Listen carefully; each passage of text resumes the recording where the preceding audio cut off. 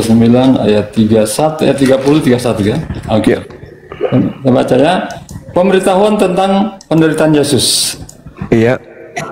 Yesus dan murid-muridnya berangkat dari situ dan melewati Galilea, dan Yesus tidak mau hal itu diketahui orang, sebab ia sedang mengajar murid-muridnya.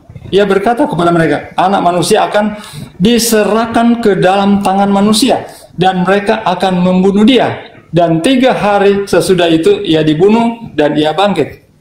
Terlaksana nubuatannya kan?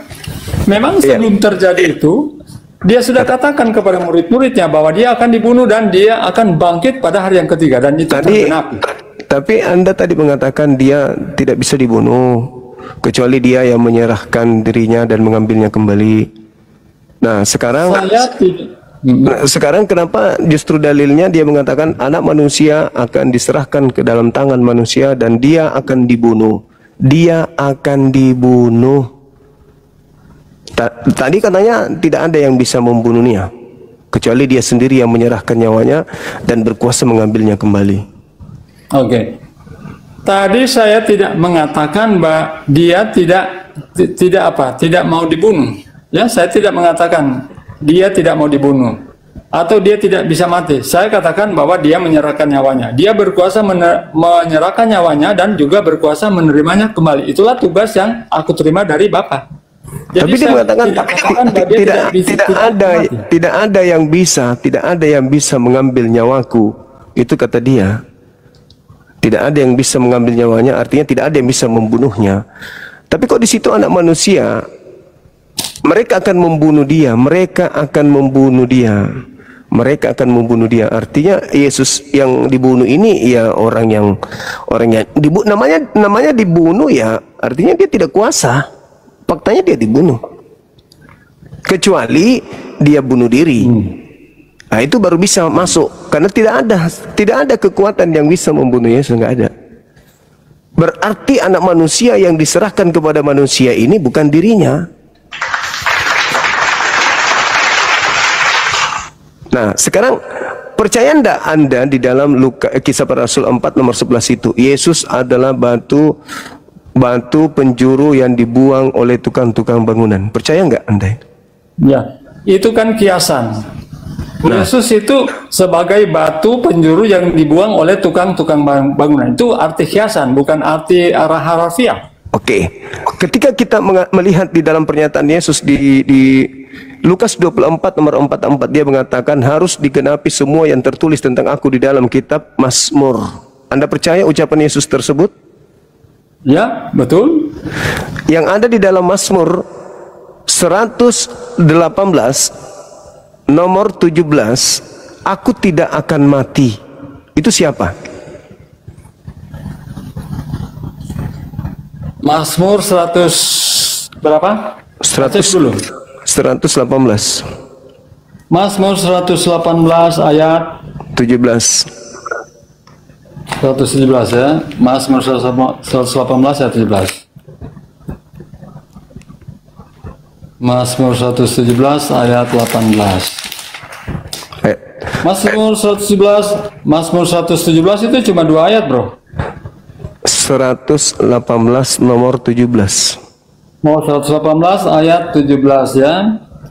Aku tidak akan mati tetapi hidup, dan aku akan menceritakan perbuatan-perbuatan Tuhan. Di sini tidak berbicara tentang Yesus, saya kira. Ya? Yesus itu, Bang. Baca nomor 22-nya. Coba kita mulai dari ayat 1 ya. Nah, nyanyian puji-pujian. Bersyukurlah kepada Tuhan sebab Ia baik, bahwasanya untuk selama-lamanya kasih setianya. Biarlah Israel berkata, bahwasanya untuk selama-lamanya kasih setianya. Biarlah kaum Harun berkata, bahwasanya untuk selama-lamanya kasih setianya. Biarlah orang yang takut akan Tuhan berkata, bahwasanya untuk selama-lamanya kasih setianya. Dalam kesesakan aku telah berseru kepada Tuhan. Tuhan telah menjawab aku dengan memberi kelegaan. Tuhan di pihakku, aku tidak akan takut. Apakah yang dapat dilakukan manusia terhadapku? Jadi ini berbicara secara umum. Kalau kita baca terus, ini tidak merujuk pada penyaliban Yesus. Coba Anda baca di nomor 22-nya, coba. Jangan tergesa-gesa, baca nomor 22-nya dulu. Nomor berapa? Nomor 22-nya Anda baca. Nomor 22? Iya. nomor 22. Batu yang dibuang oleh tukang-tukang bangunan telah menjadi batu penjuru. Hal itu terjadi dari pihak Tuhan. Suatu perbuatan ajaib di mata kita. Inilah hari yang dijadikan Tuhan. Marilah kita bersorak-sorak dan bersukacita karenanya. Tetapi ini tidak berbicara tentang penyaliban. Iya. Kalau Anda juga mau dengar dulu, Bang. Dengar dulu. Nah. Yesus mengatakan bahwasanya harus digenapi semua yang tertulis tentang aku dalam kitab Mazmur.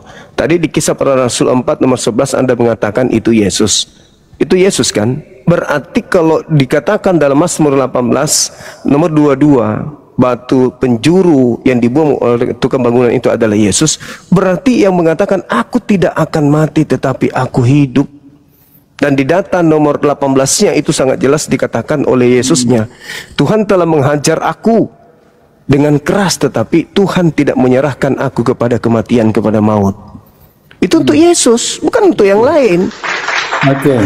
Tapi itu tidak berbicara tentang penyaliban. Mari saya bawa Anda di Mazmur pasal 22. Tunggu dulu. Sabar. Nah, saya ngerti kalau itu sudah di luar kepala itu saya. Nah, sekarang Petrusnya mengatakan tentang penyaliban itu di dalam Mazmur ini. Petrusnya yang berkhotbah di dalam Kisah Rasul 2 nomor 29 sampai nomor 33. Di situ kemudian Petrus berkhotbah bahwa Daud yang adalah nabi telah bernubuat telah melihat penglihatan terkait dengan Mesias. Jasadnya tidak ditinggal di alam kubur dan tidak mengalami kematian, melainkan di data tiga-tiganya ditinggikan oleh tangan kanan Elohim. Berarti dia tidak mengalami kematian. Nah, Petrus ini merujuk kepada mana? Petrus merujuk kepada Mazmur 118 tadi. Dia tidak mengalami kematian. Aku tidak akan mati. Oke, saya jawab ya. Jadi memang di situ batu yang dibuang oleh tukang-tukang bangunan, tetapi di situ bukan merujuk pada penyaliban. Aku tidak akan mati. Bentar. Itu merujuk kepada penyaliban. Ayat yang merujuk pada penyaliban yaitu di apa? Mazmur pasal 22. Saya baca. Sabar. Ini kalau Anda mengapa engkau meninggalkan kalau Anda aku? mendalami Mazmur, kalau Anda mendalami Mazmur sudah berada di tiang salib, ya. Kalau Anda mendalami kalau Anda mendalami Mazmur 118 itu, di situ dikatakan mereka mengelilingi aku seperti lebah. Mereka kemudian dikatakan mereka mengelilingi aku seperti lebah, lalu kemudian mereka menyala-nyala seperti api duri. Demi nama Tuhan sesungguhnya aku pukul mereka mundur. Aku ditolak dengan hebat sampai jatuh, tapi Tuhan menolong aku. Itu untuk Yesus itu. Itu untuk Yesus. Saya lanjutkan ya. Silakan. Saya lanjutkan ya. Jadi di Mazmur pasal 22 ayat 2, Allahku, mengapa engkau meninggalkan aku? Ini ketika dia disalib. Kemudian di ayat 17, sebab anjing-anjing mengerumuni aku, gerombolan penjahat mengepung aku, mereka menusuk tangan dan kakiku, segala tulang-tulangku dapat kuhitung, mereka menonton, mereka memandang aku, mereka membagi-bagi pakaianku antara mereka dan mereka membuang undi. Ini yang terjadi kan ketika dia disalib, kemudian jubahnya itu apa? Diundi oleh apa? Oleh Roma pada waktu itu. Jadi ini telah tergenapi. Tunggu, tapi kalau Anda baca Mazmur 118 itu tidak merujuk pada penyaliban. Sabar dulu. Sekarang apa kemudian menjadi acuan penulis atau pengarang kitab saudara tidak niru-niru supaya dicocokkan dengan Yesus, keadaan Yesus, supaya dicocokkan dengan keadaan ini? Apa yang menjadi jaminan? Sementara kemudian ketika Anda berbicara mengenai ini nubuatan, Yesusnya yang berkata, aku tidak akan mati. Tidak akan mati. Dan juga kemudian Anda lihat ketika Yesus ingin ditangkap di dalam kitab saudara di Lukas 22 itu, orang-orang datang kepada Yesus ingin menangkap. Apa kata Yesus? Kamu aku ini penyamun sampai engkau datang membawa pedang dan pentungan, padahal engkau setiap hari bersama aku di dalam bait suci. Tapi kamu tidak menangkap aku. Tetapi inilah saatmu dan saat kuasa kegelapan. Sekarang kuasa kegelapan berhasil tidak kemudian melakukan aksinya terhadap Yesus? Sementara Yohanes 14 nomor 30, Yesus mengatakan, iblis tidak berkuasa sedikit pun atas diriku. Betul. Ya. Sebelum penyalipan, bahkan dia sudah wanti-wanti kepada murid-muridnya. Mari kita baca di dalam Matius ya, Matius pasal 16 ya, Matius pasal 16. Pemberitahuan tentang penderitaan Yesus dan syarat-syarat mengikuti dia ya. Sejak waktu itu Yesus mulai menyatakan kepada murid-muridnya bahwa ia harus pergi ke Yerusalem dan menanggung banyak penderitaan dari pihak tua-tua, imam-imam kepala dan ahli-ahli Taurat, lalu dibunuh dan dibangkitkan pada hari yang ketiga. Itu belum terjadi penyalipan. Bahkan Yudas pun dia sudah katakan bahwa ada yang ikut pada perjamuan itu akan menyerahkan dia. Dan itu telah terjadi kan ketika boleh Anda baca sampai nomor 23. Ketika Yesus berada di taman bersama murid yang lain, kemudian datanglah Yudas dan tentara Romawi. Dan ketika Yudas di situ dia kan mencium Yesus. Pada waktu itulah Yesus ditangkap, kemudian dibawa, dihadapkan ke pengadilan, dan itu melalui proses-proses sampai pada penyalipan itu terjadi, dan itu terjadi sesuai dengan apa yang sudah dia buatkan. Aku datang bukan untuk dilayani, tetapi untuk melayani, bahkan memberikan nyawa sebagai tebusan bagi banyak orang, dan itu sudah tergenapi. Sekarang boleh Anda baca di dalam nomor 23-nya di Matius 16 tadi yang Anda baca. Matius berapa? Yang Anda baca barusan. Matius 16 nomor 23, Anda teruskan. Ayat 23. Iya. Oke. Ayat 23. Maka Yesus berpaling dan berkata kepada Petrus, "Hanyalah iblis, engkau suatu batu sandungan bagiku, sebab engkau bukan memikirkan apa yang dipikirkan Allah, melainkan apa yang dipikirkan manusia." Oke. Apa yang dipikirkan oleh Petrus di situ? Oke. Karena Petrus tidak mau Yesus itu mengorbankan nyawanya. Ya. Makanya dia yang dipikirkan Yesus menghardik Petrus. Dipikirkan Petrus. Petrus hanya memikirkan kepentingan dirinya sendiri. Dia tidak mau Yesus mengorbankan nyawanya. Yang dipikirkan Petrus di situ, Yesus akan disalib atau Yesus tidak akan disalib, sampai dia menarik ke samping. Ya. Oke. Petrus tidak rela Yesus disalib. Nah, berarti Petrus berpikir kalau Yesus itu akan disalib kan? Petrus tidak mau kalau Yesus disalib, tapi Petrus pikir bahwa dia akan disalib, tapi dia tidak mau. Itu dia. Tidak mau. Itu. Jadi Petrus menarik Yesus ke samping. Jangan kau mati, jangan. Kau ke sana kau mati. Kalau kau ke sana kau mati. Betul. Itu pikiran manusia. Ya. Pikiran Tuhannya bertentangan dengan itu. Pikiran Tuhannya tidak akan ada orang yang bisa mencederai kemudian Yesus.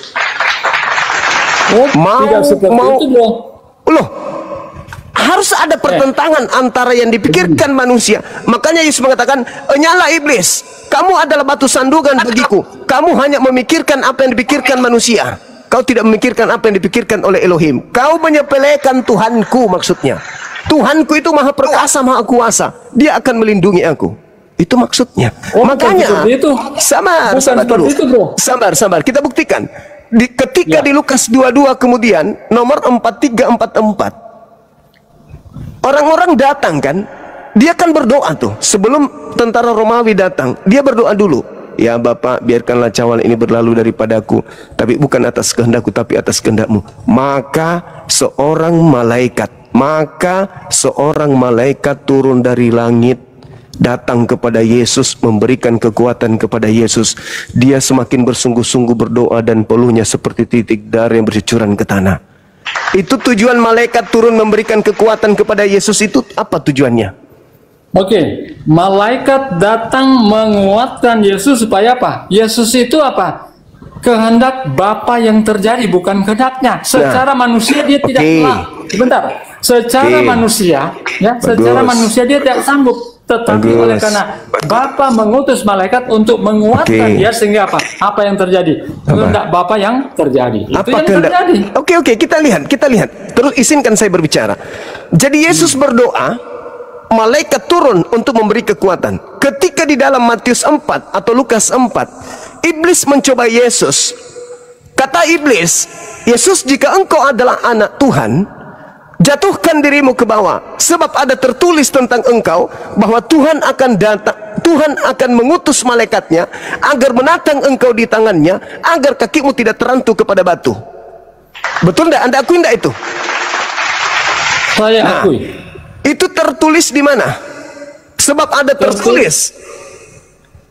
Sebab ada tertulis, Tuhan akan mengutus malaikatnya agar menatang engkau di tangannya, agar kakimu tidak terantuk kepada batu. Itu tertulis di mana? Di Mazmur. Mazmur 91. Berarti Mazmur 91 itu adalah nubuat untuk Yesus, kan? Oke. Boleh Anda bacakan Mazmur 91 dari data nomor 8-nya sampai data 16-nya, boleh? Sebelum saya buka itu, Ya. ketika Anda membawa pencobaan di padang gurun, itu tidak berbicara tentang penyaliban. Jadi malaikat sudah datang. Malaikat sudah datang. Makanya baca Mazmur 91. Membawa Matius pasal 4 itu, ketika Yesus setelah selesai berpuasa selama 40 hari 40 malam kemudian dicobai oleh iblis, itu tidak berbicara tentang penyaliban. Jadi Anda harus ingat itu. Ya, jadi tunggu. Malaikat yang dinubuatkan itu betul-betul datang. Dan Anda sudah mengakui bahwa itu untuk Mazmur 91 itu untuk Yesus. Dan ya, malaikat betul, sudah datang. Dengar. Oke, tapi itu tidak merujuk pada penyaliban. Oke, saya baca dalilnya kalau begitu. Di dalam Mazmur 91 pada Matius pasal 4 ya. Oke. Saya baca juga dan Lukas 4. Nah, di situ dikatakan begini. Orang yang duduk di dalam perlindungan yang maha tinggi dan bermalam dalam naungan yang maha kuasa akan berkata kepada Tuhan, tempat perlindunganku dan kubu pertahananku, Tuhanku yang kupercayai. Itu ucapan-ucapan Yesus tuh. Sungguh dialah yang melepaskan engkau dari jerat. Itu masih berkesinambungan. Lalu kemudian data nomor 5, engkau tidak usah takut terhadap gelapnya malam, dahsyatnya malam, terhadap panah dan seterusnya, bla bla bla bla bla. Lalu dikatakan, walau 1000 orang rebah di sisimu dan 10.000 di sebelah kananmu, tetapi itu tidak akan menimpamu. Engkau hanya menonton, engkau hanya melihat dengan matamu sendiri dan melihat pembalasan terhadap orang-orang fasik. Fasik ini apa? Amsal 17:23. Fasik adalah orang yang menerima suap. Engkau hanya menonton dengan matamu sendiri dan melihat pembalasan terhadap orang fasik. Sebab Tuhan adalah tempat perlindunganmu yang maha tinggi, dan Dia adalah tempat perteduhanmu. Terus, malapetaka tidak akan menimpa engkau, tulah tidak akan mendekati kepada kemahmu. Sebab malaikat-malaikatnya akan diperintahkannya kepadamu untuk menatang engkau di jalanmu. Mereka akan menatang engkau di atas tangannya, agar kakimu tidak terantuk kepada batu. Itu untuk Yesus. Dengan panjang umur akan aku kenyangkan engkau, dan aku perlihatkan kepadamu keselamatan daripadaku. Malaikat turun membawa Yesus, terangkat, dan Yesus hanya menonton orang fasik sebagai pembalasan. Oke, silakan. Betul itu untuk Yesus. Tapi itu tidak berbicara, tetapi itu di luar konteks penyaliban. Ya, kenapa? Terus kalau Anda mau mengatakan konteks penyaliban, silakan. Yesus sudah mengatakan kepada murid-muridnya bahwa apa? Dia akan pergi ke Yerusalem dan kemudian akan menerima apa? Perlakuan dari imam-imam kepala, ahli-ahli Taurat, kemudian apa? Dibunuh dan pada hari yang ketiga dibangkitkan. Dan itu sudah terjadi. Jadi nubuatannya itu sudah digenapi. Tapi kalau Anda merujuk pada kitab Mazmur, itu juga menyatakan bertentangan dengan ucapan Yesus, bertentangan dengan nubuatan untuk Yesus. Dan Yesus pada saat Anda berbicara mengenai kitab Matius itu, Yesus hanya mengatakan anak manusia akan diserahkan kepada manusia, mereka akan membunuh dia. Dia di situ siapapun boleh, penggantinya boleh, pengkhianat boleh. Tidak bohong Yesus itu. Masalahnya sekarang adalah ketika Petrus menarik dia ke samping dan berkata, "Enyahlah iblis, kamu hanya memikirkan apa yang dipikirkan manusia." Nah, yang dipikirkan oleh Bapa, oleh Tuhan tentang anaknya, menyerahkan kepada orang yang salah atau menyelamatkan dia. Ingat Mazmur tadi, Yesus ini apa pertanyaan Anda? Sorry, apa pertanyaan Anda? Kan Petrus dikatakan, "Enyahlah iblis, kau hanya memikirkan apa yang dipikirkan manusia, kamu tidak memikirkan apa yang dipikirkan oleh Tuhan." Apa yang dipikirkan Tuhan, apa rancangan Tuhan, apa ide Tuhan, apa gagasan Tuhan tentang orang benar? Oke. Dibiarkan dibunuh atau dia menyelamatkan? Silakan. Kalau di konteks tentang Yesus itu adalah apa? Yesus menyerahkan nyawanya atas apa? Tentunya kehendak Bapaknya di surga. Karena segala sesuatu yang dilakukan oleh Yesus kan atas kehendak Bapaknya. Dia tidak melakukan di luar kehendak Bapa. Jadi makanya ketika dia berdoa, biarlah cawan ini berlalu daripadaku, tetapi biarlah kehendakmu yang jadi. Jadi apa yang sudah datang terjadi, malaikat meminta Yesus itu atas kehendak Bapaknya di surga. Datang malaikat memberi kekuatan. Yang berikut, bukankah ketika dia sudah mau ditangkap dan dia katakan, "Saya tiap hari berada di bait Allah, kenapa kamu tidak menangkap saya?" Karena dia katakan, itu belum saatnya, nanti saatnya tiba. Saat apa? Saat apa yang tiba? Saat apa yang tiba? Penyelamatan atau kuasa kegelapan? Penyaliban. Saat penyaliban. Saatnya kuasa kegelapan. Enggak, itu penyaliban. Tetapi inilah saatmu dan kuasa kegelapan. Oh, tidak seperti itu. Silakan Anda baca Lukas 22 nomor 53, silakan. Ya, di Matius. Oke, Lukas 22 ya, dan Lukas 22 nomor 53, silakan Anda baca. Bentar.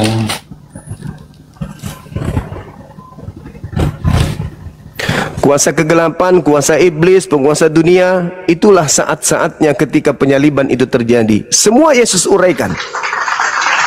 Saat detik ingin disalib adalah kuasa kegelapan. Saat kemudian dia ingin disalib, saatnya penghakiman atas dunia, saatnya penguasa dunia datang dan akan dilemparkan. Semua adalah kuasa kegelapan. Oke. Masih di Matius pasal 17 juga ayat 22. Sama juga ya. Pada waktu Yesus dan murid-muridnya bersama-sama di Galilea, ia berkata kepada mereka, "Anak manusia akan diserahkan ke dalam tangan manusia, dan mereka akan membunuh dia, dan pada hari yang ketiga akan dibangkitkan." Maka hati murid-muridnya itu pun sangat-sangat sedih. Jadi ini memang sebelum penyaliban itu terjadi, brother, dia sudah wanti-wanti kepada murid-muridnya, mengatakannya. Makanya kan Petrus ketika itu Petrus tidak mau Tuhannya itu mati, ya. Makanya Yesus apa? Ya, Yesus apa? Menampik dia karena nampaknya Petrus mau menghalang-halangi akan kematian Yesus di kayu salib. Makanya kan apa? Yesus sudah apa? Menyangkal. Bahkan sebelum Petrus menyangkal 3 kali, Yesus sudah apa? Katakan, sebelum ayam berkokok 3 kali, kamu sudah menyangkal aku. Sebelum ayam berkokok, kamu sudah menyangkal aku 3 kali. Dan itu terjadi di apa? Di halaman pengadilan. Ya itu kan bisa dibantah lagi. Oke. Sekarang penyaliban itu kuasa kegelapan atau kuasa kebenaran? Oke. Itu adalah kehendak Bapa dari surga. Kenapa Yesus katakan kuasa kegelapan? Yesus atas kehendak Bapa, bukan atas kehendak dia sendiri. Kenapa Yesus mengatakan orang yang ingin membunuhnya itu adalah anak iblis? Kenapa orang yang menangkapnya itu adalah kuasa kegelapan? Di mana Yesus mengatakan bahwa orang yang menangkap Yesus mengatakan bahwa orang yang menangkap dia itu adalah kuasa kegelapan? Di dalam Lukas 22 nomor 53. Lukas 22 ayat 53. Lukas 22 ayat 53. Oke. Lukas 22 ayat 53. Saya baca ya. Padahal ini sebetulnya bagus ini ya. Padahal tiap-tiap hari aku ada di tengah-tengah kamu di dalam bait Allah, dan kamu tidak menangkap aku. Tetapi inilah saat kamu, dan inilah kuasa kegelapan itu. Oke. Pertanyaannya di sini apa? Saatnya belum tiba, dan inilah saatnya untuk mereka menangkap dia. Maka terjadi itu kan? Ya, penyaliban itu apa? Penyaliban itu kuasa kebenaran atau kuasa kegelapan? Oke. Kalau menurut Yesus, apakah itu kehendaknya atau kehendak Bapaknya di surga? Dan tunggu dulu, jangan ke situ. Kalau kehendak Bapa sudah jelas, turun malaikat membantu. Artinya tergenapi yang dikatakan iblis, jika kamu anak Tuhan, Tuhan akan datang menolongmu. Dan itu terbukti, malaikat datang memberi kekuatan. Sekarang pertanyaan saya, setiap hari engkau bersama dengan aku di dalam bait suci mengajar, tapi kau tidak menangkap aku. Tetapi saatmu sudah tiba dan kuasa kegelapan. Pertanyaan saya, ketika orang itu berupaya menangkap Yesus, menyalib Yesus, membunuh Yesus, itu kuasa kegelapan atau kuasa kebenaran? Oke. Itu dijawab di dalam Yohanes 10 ayat 17. Dengarkan ya. Bapa mengasihi aku, oleh karena aku memberikan nyawaku untuk apa? Menerimanya kembali. Tidak seorang pun mengambilnya daripadaku, melainkan aku memberikannya menurut kehendakku sendiri. Aku berkuasa memberikannya dan berkuasa mengambilnya kembali. Inilah kehendak Bapakku yang apakah kuasa kegelapan berhasil mengambil nyawa Yesus? Yesus memberikan nyawanya. Berarti Yesus memberikan nyawanya kepada kuasa kegelapan. Yesus memberikan.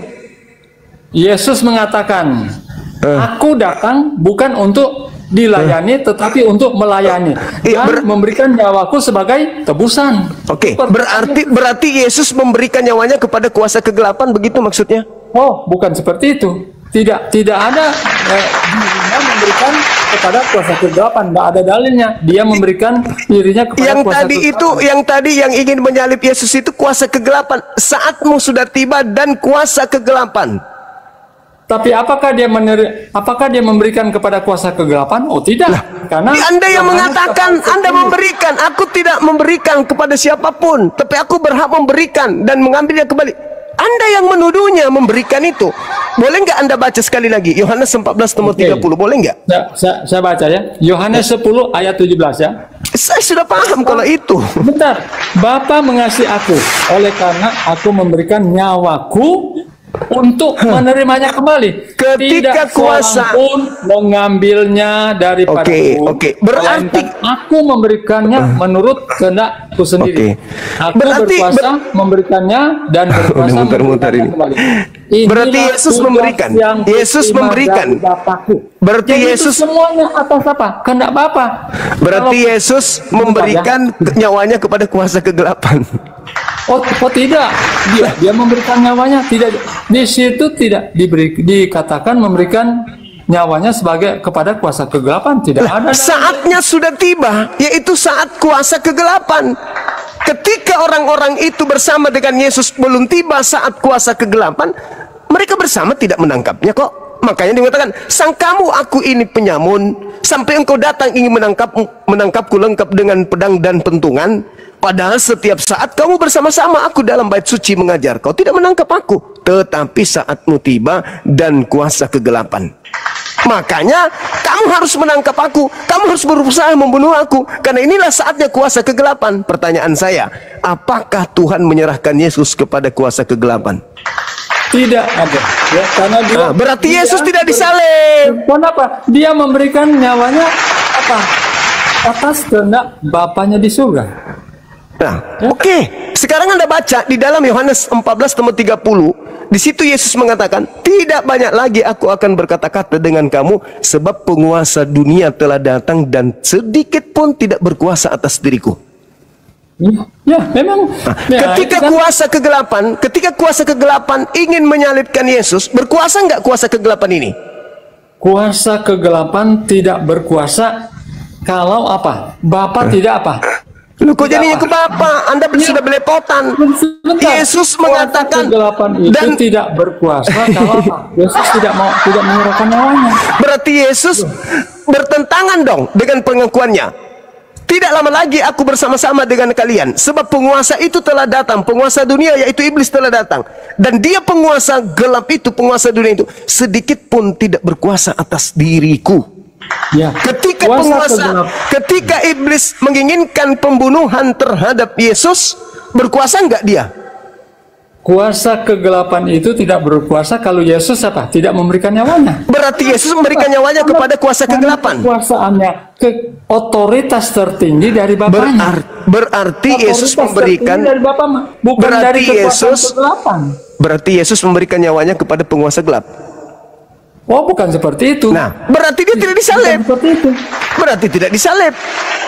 Karena yang menginginkan penyaliban itu adalah kuasa kegelapan. Dan Yesus mengatakan, sedikit pun tidak berkuasa atas diriku. Berarti benarlah malaikat telah mengangkatnya ke langit. Sesuai dengan Daud katakan, dan Petrus juga khotbahkan dalam Kisah Para Rasul 2 nomor 29 sampai nomor 33. Jasadnya tidak ditinggal dikubur, jasadnya tidak mengalami kematian, tetapi tangan kanan Elohim, yaitu malaikat, meninggikan dia ke atas.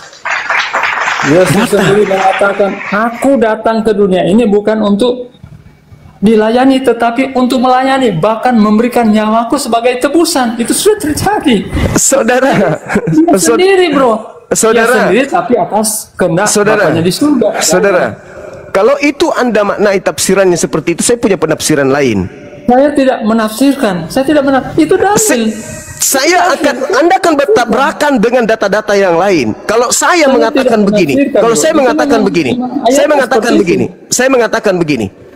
Aku datang menyerahkan nyawaku bukan untuk dilayani, tapi untuk melayani dan untuk memberikan nyawaku menjadi sebagai penebusan. Ingat, andai saja Yesus tidak terangkat ke langit, maka Yesus dan pengikutnya akan dihabisin kemudian oleh tentara Romawi.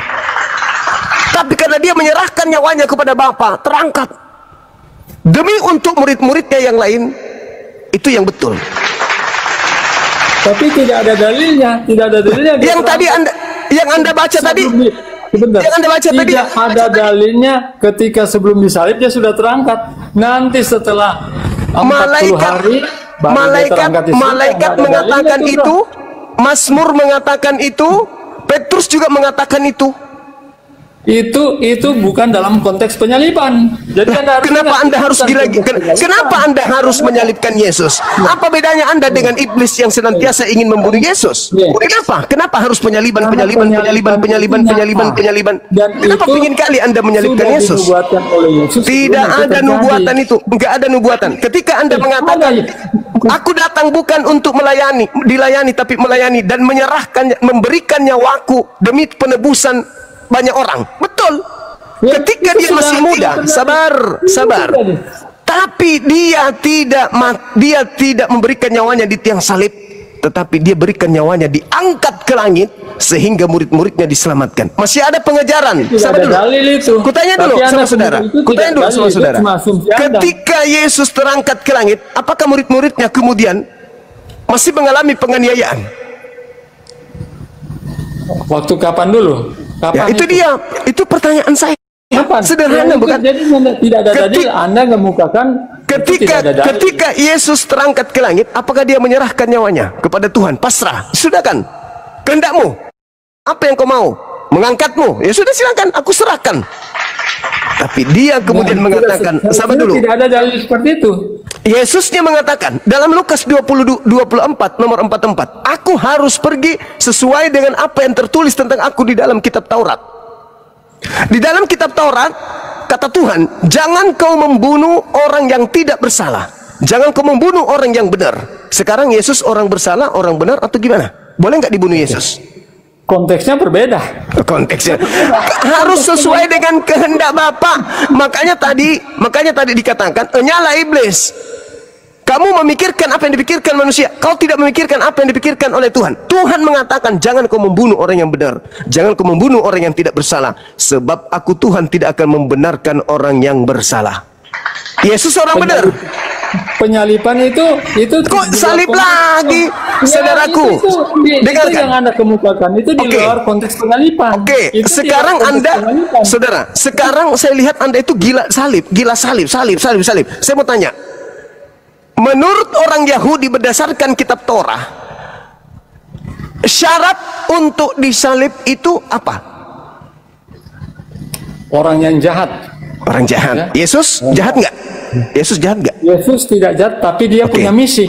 Tapi Apa misi? misi Yesus kan berbeda. Misi Yesus memberikan nyawa sebagai tebusan. Itu bedanya dengan orang yang jahat disalibkan. Di mana diajarkan menebus dosa dengan menyalib? Ya? Di mana? Yesus sudah kan ajarkan kan? Di mana dosa ditebus dengan menyalib manusia? Orang-orang Yahudi menebus dosa dengan kambing, dengan sapi. Tidak ada sapi dan kambing itu disalib, nggak ada. Gitu. Kalau Apa tidak yang- disembeli, sabar. Kalau Apakah- tidak disembeli, dibakar. Gitu. Kenapa orang Kristen menebus dosa dengan disalib? Sedangkan salib itu hanya dilakukan kepada pelaku dosa yang sepadan dengan hukuman mati dan orang yang dikutuk oleh Elohim. Pertanyaan saya, kedua-dua syarat ini apakah ada pada diri Yesus? Melakukan dosa sepadan dengan hukuman mati dan dikutuk oleh Elohim. Apakah dia memenuhi syarat itu? Oke. Apakah Yesus berdosa? Tidak, tapi Tidak. mereka sebentar. Mereka Apakah Yesus berdosa? Apakah Yesus dikutuk? Bahkan mereka mendatangkan saksi-saksi palsu untuk memberatkan Yesus, dan akhirnya ketika di pengadilan tidak didapati dia bersalah, tetapi apa? Orang banyak berteriak, salibkan dia, salibkan dia. Itulah yang dimaksud Yesus kuasa kegelapan. Ya. Kenapa? Itulah Kenapa? yang dimaksud kuasa kegelapan. Itu yang sudah dinubuatkan oleh Yesus, oleh ahli-ahli Taurat, orang-orang yang tidak Itulah disalib dan bangkit pada hari yang ketiga. Itu nubuatan Yesus yang sudah terjadi. Itulah yang dikatakan kuasa kegelapan. Dan kuasa kegelapan ini sedikit pun tidak berkuasa atas diriku. Sekarang permasalahannya begini. Yang menginginkan penyaliban itu iblis atau Tuhan? Yang menginginkan. Oh, Yesus memberikan nyawanya sendiri, bro. Kan sudah. Aku datang bukan untuk dilayani, tetapi untuk melayani. Bahkan Tafsirannya itu tadi, tafsirannya itu tadi. Tafsirannya itu. Terjadi, dia sudah nubuatkan, bro. Jadi tergenapi. Sekarang saya ulangi pertanyaan saya. Yang menginginkan penyaliban Tuhan atau iblis? Yang menginginkan penyaliban itu adalah kehendak Bapakku di surga. So, tolong tunjukkan dalilnya. Apa? Tunjukkan Makanya di dalilnya. Yohanes 10 ayat 17 Tunjukkan apa? dalilnya. Bapak menginginkan pembunuhan terhadap orang benar. Di mana dalilnya? Dengarkan ya. Dengarkan ini. Bapa mengasihi aku, ya, oleh karena aku memberikan nyawaku, ya, untuk menerimanya kembali. Tidak Iya. seorang pun mengambilnya daripadaku, melainkan aku memberikannya menurut Aduh, parah. berkuasa memberikannya. Dan Yang berkuasa dimaksud menerima. itu, yang dimaksud. Inilah kehendak Bapakku yang di sorga. Aduh, Jadi apa yang susah ini, dilakukan susah ini. atas kehendak Bapakku di sorga. Dan Susah, itu sudah teracuni otaknya. Mengasihi Bapa, diangkat dia ke atas, menyerahkan nyawanya untuk diangkat ke atas. Itu maksudnya, bukan di tiang salib. Kenapa Anda pingin kali Yesus orang benar ini disalib? Kenapa kalian itu sama seperti setan? Kenapa? Kenapa saudara-saudara ini mirip setan? Pingin sekali Yesus mati. Ada apa? Kenapa pingin kali Yesus mati orang ini?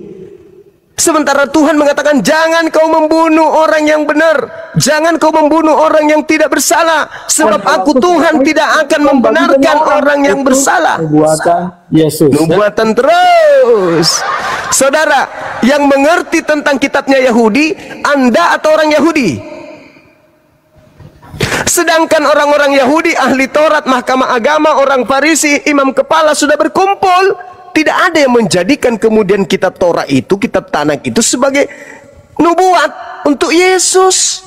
Mereka membunuh kemudian Yesus hanya karena mereka cemburu, terhadap kehebatan Yesus, dan mereka takut bangsanya dirampas oleh orang Romawi. Itu yang melatar belakangi pembunuhan, keinginan mereka membunuh Yesus. Kok Anda mau saya tunjukkan nubuat tentang Yesus penyaliban?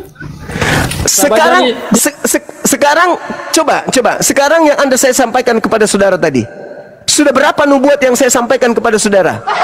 Hah? Sudah berapa? Dan kalau Anda mengatakan ada nubuatannya kemudian bahwa Yesus itu harus mati disalib, kalau begitu Anda menjadikan setan ini sebagai pahlawan dong.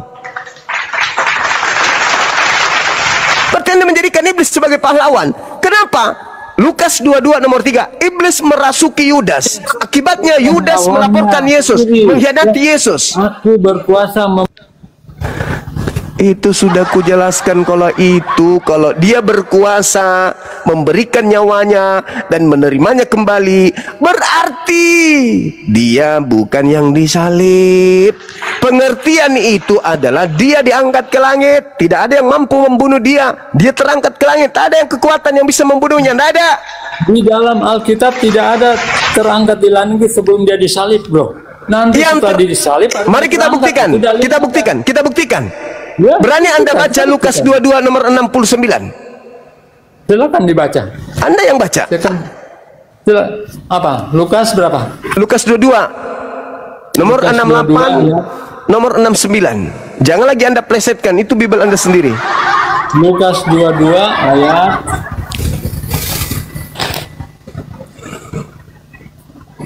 Lukas 22 ayat berapa? 68 69. 68. Oke, Yesus di hadapan mahkamah agama ya. Iya. 66. Oke, kita baca. Oke. 68 ya. Iya. 66. Oke, dan setelah hari siang berkumpullah sidang para tua-tua bangsa Yahudi dan imam-imam kepala dan ahli-ahli Taurat, lalu mereka menghadapkan dia ke mahkamah agama. Mereka katanya, jikalau engkau adalah Mesias, katakanlah kepada kami. Jawab Yesus, sekalipun aku mengatakannya kepada kamu, namun kamu tidak akan percaya. Dan sekalipun aku bertanya sesuatu kepada kamu, namun kamu tidak akan menjawab. Mulai sekarang anak manusia sudah duduk di sebelah kanan Allah yang Maha Kuasa. Karena mereka semua. Kalau begitu engkau ini anak Allah? Jawab Yesus, kamu sendiri mengatakan bahwa akulah anak Allah. Lalu kata mereka, untuk apa kita perlu kesaksian lagi? Kita ini telah mendengarnya dan mulutnya sendiri. Pertanyaan kamu apa? 69 itu dia katakan sekarang ini anak manusia sudah duduk di sebelah kanan Tuhan yang Maha Kuasa. Oke. Itu siapa? Siapa yang sudah duduk di atas di sebelah kanan itu siapa? Sebelum saya jawab, kutanya dulu. Siapa yang sudah duduk di atas? Oke. Ketika kutanya dulu. Siapa yang sudah duduk? Iya, saya akan jawab. Silakan. Apakah Yesus langsung duduk di sebelah kanan Allah? Masih pertanyaan kau yang kali. Orang yang disidang itu, orang yang disidang yang disangka Yesus itu, apakah engkau anak Allah? Kamu yang mengatakan, bukan aku, kamu. Apalagi gunanya aku mengatakan kepadamu, dan meskipun aku bertanya, kau tidak akan menjawab. Mulai sekarang anak manusia sudah duduk. Mulai sekarang. Jadi yang duduk di situ siapa? Yang disidang siapa? Jadi silakan.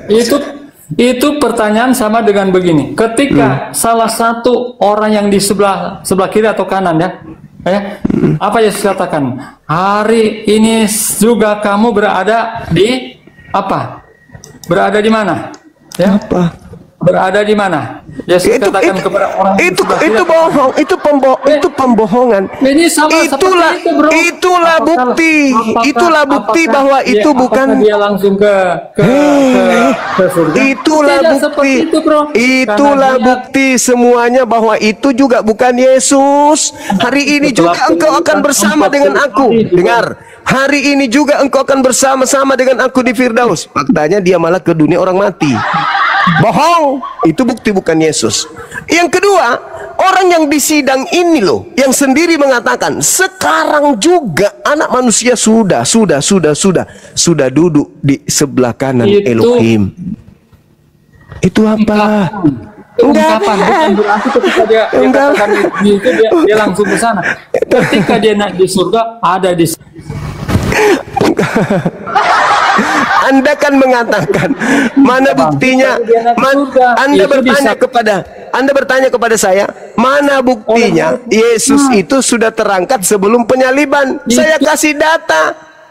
Saksikan Saya oleh kasih data murid-murid loh. waktu apa? Anda bertanya kepada saya, Bu. Mengatakan itu apakah ada disaksikan dia naik surga? Tidak ada, satu pun tidak menyaksikan karena itu belum terjadi.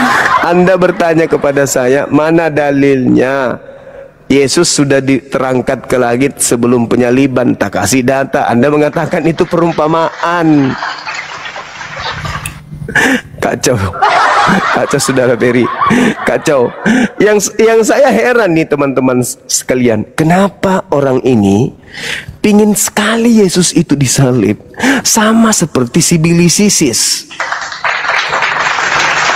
Sedangkan Tuhan tidak mau Yesus ini disalib, tidak mau.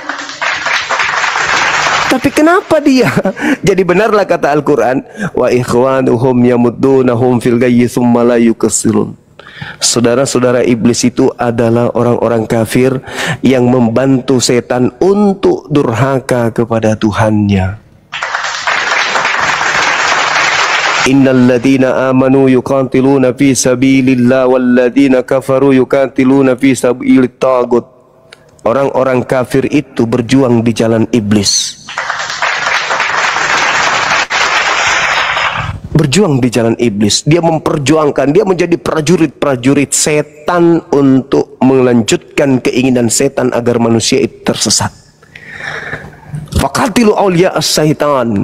Perangilah saudara-saudaranya setan. Itu perintah dari Al-Quran. Maka kita harus meluruskan. Kenapa kalian pingin kali Yesus itu disalib? Apa bedanya kalian dengan setan? Gitu saudara-saudaraku ya, agar sekadar kita tahu kenapa mereka berjuang mati-matian. Yesus harus mati, harus salib, harus. Apa sih yang kalian inginkan? Kok seperti iblis? Sementara Yesus tidak akan mati. Kata Yesus, aku tidak akan mati tetapi hidup. Nah itu kata Yesus. Oke, selamat malam saudara Henson. Bisa buka kamera bang? Aku di kapal. Orang kapal pun lah udah. Halo. Aku mencintai dia. Ya halo. Halo, bisa buka kameranya? Belum bisa bang, belum bisa buka. Kasih undangan bang. Nggak bisa juga kayaknya. Coba moderator dikasih undangan.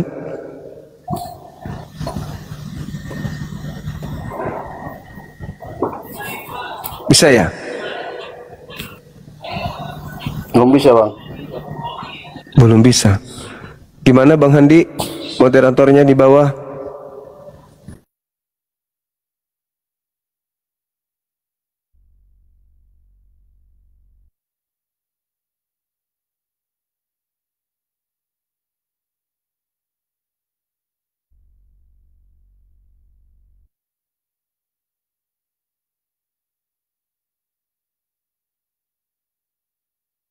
Kalinya, saudara-saudara, kelima kalinya.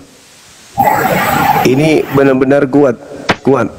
Teman-teman yang 16.000k ini, 16k ini, tolong di follow akun ini biar semakin banyak yang kemudian bisa mendengarkan materi-materi diskusi lintas agama kita, supaya teman-teman kita Kristen juga bisa nyimak, teman-teman Islam juga nyimak. Silakan di follow 16k yang ada di sini. Begitu juga teman-teman yang ingin nonton siaran ulang dari diskusi ini bisa ke channel Zulkifli M. Abbas Official, channel YouTube saya ya. Karena video-video yang ada itu tersimpan di sana di YouTube Zulkifli M. Abbas Official. Silakan di-subscribe channel-channel kita. Mudah-mudahan dengan 16k ini bisa sebagian atau setengahnya masuk kembali ke YouTube. Untuk subscribe di sana, tinggal di sana 10 menit minimal atau maksimal 5 menit kembali lagi ke TikTok. Silakan. Halo, selamat malam saudara Javin Gulo. Silakan buka kamera bang. Selamat malam bang. Silakan buka kameranya bang biar tidak ngantuk kita. Buka dulu maskernya bang. Nggak perlu, kok jadi masker pula jadi alasan. Silakan abangku buka. Kalau nggak dibuka maskernya, saya nggak mau nyalakan kamera saya, Bang. Oh ya sudah, abang istirahat aja dulu. Silakan ke gereja nyembah makhluk kuburan. Silakan.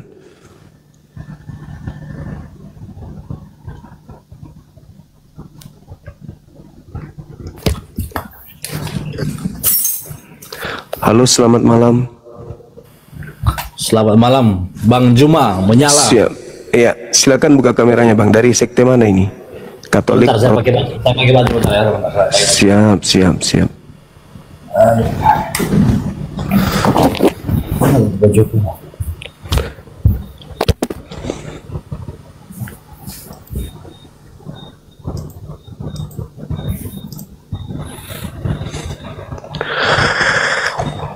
Aduh, biasa.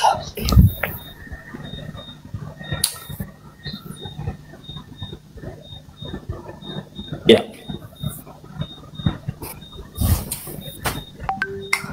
Bentar.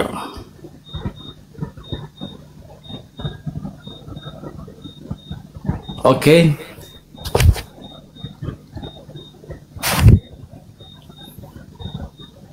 Ya, silakan, Bang. Dari mana? Katolik apa Protestan ini? Karismatik Bang Juma. Karismatik, wah luar biasa ya. Ya. Oke, silakan. Karismatik itu juga menerima penyaliban ya? Ya, betul. Saudara tadi mendengarkan diskusi kami mungkin?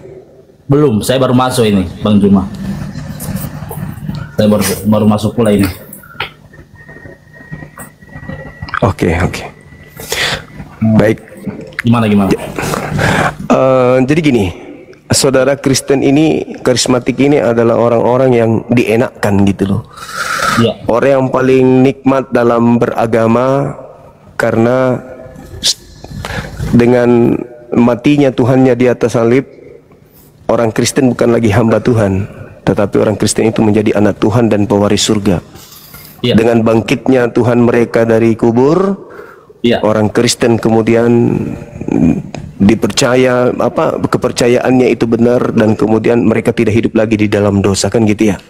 Betul. Betapa banyak kemudian keunggulan-keunggulan yang diterima oleh agama Anda karena Tuhan Anda dibunuh oleh orang-orang pada saat itu. Nah, pertanyaan saya, ketika Anda mendapatkan sesuatu yang sangat-sangat luar biasa ini, apa yang pantas Anda nobatkan kepada pelaku penyaliban Tuhan Anda sehingga Anda bisa selamat?